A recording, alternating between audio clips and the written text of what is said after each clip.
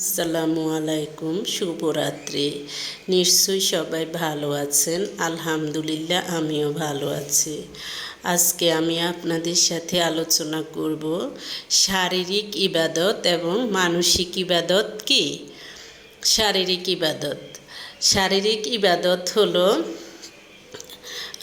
যেমন আমরা যদি শরীরকে কখনো খাড়া রাখতে হয়, কখনো রুকুতে যেতে হয়, কখনো সিজদায় চলে যেতে হয়, কখনো সালাম পেরাতে হয়, এই সমস্ত নড়াচড়ার মাধ্যমে যে ইবাদত করা হয় সেটা হলো শারীরিক ইবাদত, অর্থাৎ নামাজ পড়ার সময় আপনাকে কখনো শরীর খাড়া রাখতে হয়, কখনো আপনাকে ঝুঁকে রুকুতে যেতে হয়, কখনো রুকু থেকে আবার উঠে সিজদায় যেতে হয়, এটাও আপনার শরীরের মাধ্যমে করতে হয়। তারপর সালাম পেরাতে হয় গাঁড় ফিরিয়ে, এটাও আপনার শরীরের নড়াচড়ার মাধ্যমে হয়।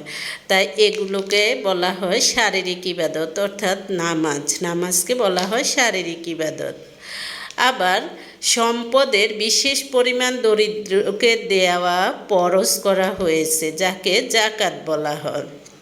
এই জাকাতও আপনার শারীরিক ইবাদত বলা হয়, কারণ জাকাতে সম্পদ অর্জন করতে আপনার দেখা যায় যে অনেক কষ্ট করতে হয়েছে, সেই সম্পদের একটা অংশ আপনি দান করেছেন, এটাও আপনার শারীরিক ইবাদত। আবার হজ করাও কিন্তু শারীরিক ইবাদত। হজের মধ্যে পরিশ্রম করতে হয়, সফর করতে হয়, বিশেষ করে রোকন আদায় করতে হয়। এই সমস্ত কাজ শরীরের দ্বারা আদায় করা হয়, এজন্যই এগুলোকে বলা হয় শারীরিক ইবাদত।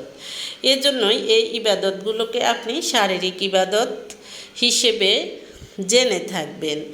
হ্যাঁ, এগুলো আমরা আল্লাহর জন্যই করি, এই শারীরিক ইবাদত। আর মানসিক ইবাদত বলতে কি, আপনি দেখা যায় যে আল্লাহর জিকির করলেন, বিভিন্ন দোয়া করলেন, এগুলো হলো আপনার মানসিক ইবাদত।